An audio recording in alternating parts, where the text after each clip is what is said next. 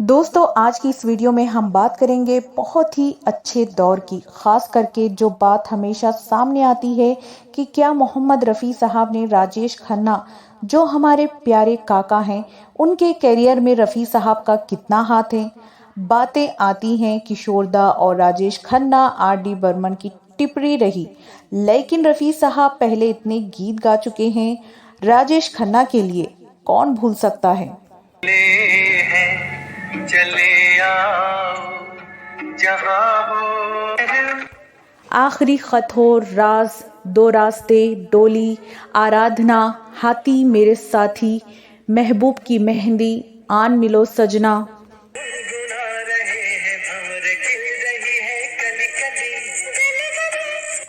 तो ये बात तो तय है कि रफ़ी साहब ने राजेश खन्ना के लिए खूब गीत गाए हैं और बड़े मकबूल भी हुए। फिर बाद में जैसा कि हुआ कि जिसके साथ ट्यूनिंग बैठती है। लेकिन हम आज ये बात नहीं कर रहे हैं कि रफ़ी साहब ने राजेश खन्ना के लिए कितने गीत गाए हैं, कितने वो सुपर डुपर हिट हुए।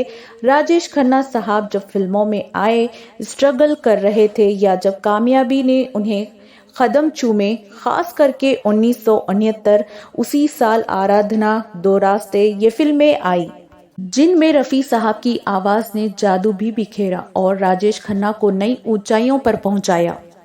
ऐसा बिल्कुल भी नहीं था कि राजेश खन्ना की आवाज पर रफ़ी साहब की आवाज बिल्कुल नहीं जमती थी। तुम मुझसे बात करती या कोई प्यार करते।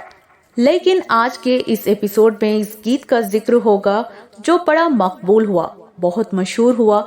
न सिर्फ रफ़ी साहब का ये गीत, राजेश खन्ना का, बल्कि हिंदी सिनेमा में जो मकबूल तरीन, जो फेमस सॉन्ग रहे हैं, इनमें से एक गीत है रोमांटिक गीत। और वो कौन सा गीत है? वो नगमा है फिल्म दो रास्ते का।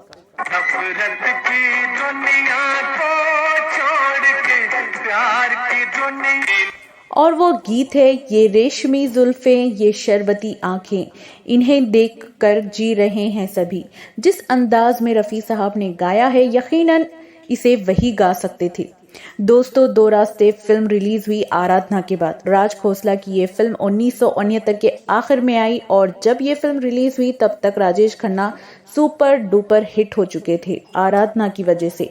इन दोनों फिल्मों के बीच में एक फिल्म रिलीज हुई बी आर चोपड़ा की, जिसका डायरेक्शन किया चोपड़ा साहब के छोटे भाई यश चोपड़ा ने, इत्तेफाक, जिनमें नगमे नहीं थे। ये फिल्म जरा जल्दी बनी। कहा जाता है कि ये फिल्म सिर्फ 22 दिन में बनी। इसकी शूटिंग मुकम्मल कर ली गई थी क्योंकि बी आर चोपड़ा साहब जो फिल्म बना रहे थे, जिसका डायरेक्शन यश चोपड़ा ही कर रहे थे, आदमी और इंसान, वो फिल्म रुक गई क्योंकि सायरा बानो बीमार हो गई थी। फिल्म की जो एक्ट्रेस थी वो बाहर चली गई थी इलाज करवाने। तो चोपड़ा साहब ने इन्हीं दिनों में एक प्ले देखा तो बस, और वो 26 दिन की कहानी थी। एक रात में स्क्रिप्ट वगैरह लिखी गई और फिर इत्तेफाक का डायरेक्शन यश चोपड़ा को कहा गया। इसमें राजेश खन्ना और नंदा को ले लिया गया और तो ये फिल्म जल्दी से बनकर रिलीज कर दी गई।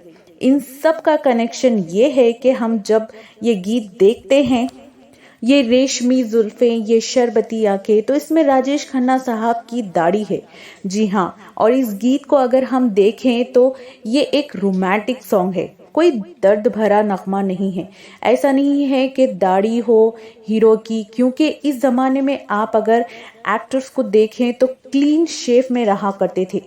कुछ सिचुएशन ऐसी हो, गमज़दा हो, तो इसमें दाढ़ी वगैरह आपको नज़र आ सकती है।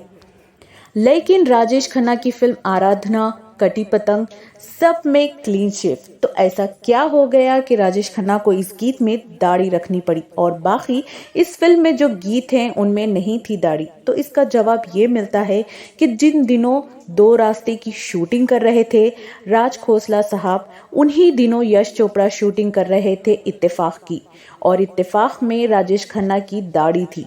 जिस तरह का किरदार है नंदा जी के साथ, अब राज खोसला को इस गीत की रिकॉर्डिंग करनी थी और भी जो सीन थे वो दाढ़ी में है, और अब राजेश खन्ना दाढ़ी हटा नहीं सकते थे क्योंकि इत्तेफाक की शूटिंग जल्दी करना था। राज खोसला ने कहा, भाई ये गाने की शूटिंग करनी है, सिचुएशन है ये रेशमी जुल्फें। रफ़ी साहब ने रिकॉर्ड कर दिया है बेहतरीन अंदाज में और रफ़ी साहब पहले ही गा चुके थे राजेश खन्ना जी के लिए। अब राजेश खन्ना ने कहा, देखिए साहब मैं दाढ़ी तो हटा नहीं सकता। तो राज खोसला ने भी कहा, बात तो ठीक है, वो भी क्योंकि फिल्मी दुनिया को वो समझते थे, डायरेक्टर की मजबूरी को भी समझते थे। उन्होंने कहा ऐसा ही है तो इस गाने की शूटिंग ऐसे ही कर लेते हैं। तो ये गाना उन दिनों जब वो इत्तेफाक की शूटिंग कर रहे थे उस गाने की शूटिंग भी हो गई। और ये रेशमी जुल्फें, अब तो आपको मालूम हो गया होगा कि ये गाना तो इतना ज़्यादा हिट हो गया कि कोई सोच भी नहीं सकता। और ये फिल्म आई इत्तेफाक के बाद दो रास्ते, और सारे ही सारे गीत दो रास्ते के बहुत ही ज़्यादा मशहूर और सुपर डुपर हिट हुए। लेकिन ख़ास तौर पर इस गीत बहुत चला सुनने में भी और इसके पिक्चराइजेशन में भी। लेकिन ये जब कुछ लोग देखते थे और सोचते ज़रूर थे कि दाढ़ी क्यों है राजेश खन्ना की इस गाने में। जैसा कि मैंने आपको पहले भी बताया कि उन दिनों ये चलन नहीं था, लेकिन ये कई लोगों को ये अच्छा भी लगा कि जैसे आजकल तो देखिए फिल्मों में लोग दाढ़ी रखते हैं, एक फैशन सा रहता है कि दाढ़ी है और रोल के मुताबिक है, लेकिन तब वैसा नहीं था। तो राजेश खन्ना जो उनका वो पूरा गेटअप था, रफ़ी साहब ने ऐसा गाया कि इसमें रोमांस और ज़्यादा बढ़ गया। जी हाँ, और ज़्यादा बढ़ गया। पूरी इस आसपास जो लड़कियां थी और राजेश खन्ना है और इस गीत को गा रहे हैं।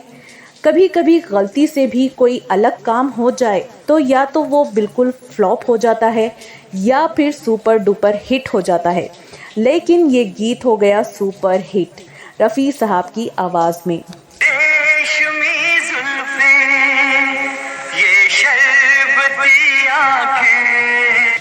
तो दोस्तों ये किस्सा था कि आखिर क्यों राजेश खन्ना इस तरह के गेटअप में दिखते हैं इस गीत में, क्योंकि दोनों फिल्मों की शूटिंग की वजह से राजेश खन्ना को इस गाने में इस गेटअप में नज़र आते हैं। कमेंट सेक्शन में आप ज़रूर बताना कि आपको ये इन्फॉर्मेशन कैसी लगी। वीडियो अच्छी लगी हो तो वीडियो को लाइक ज़रूर करें और अपने दोस्तों में ज़रूर शेयर करें। मिलते हैं अगली वीडियो में, तब तक दीजिए अब्दुल्ला उर्दू शायरी को इजाज़त। नमस्कार, आदाब, शब बख़ैर।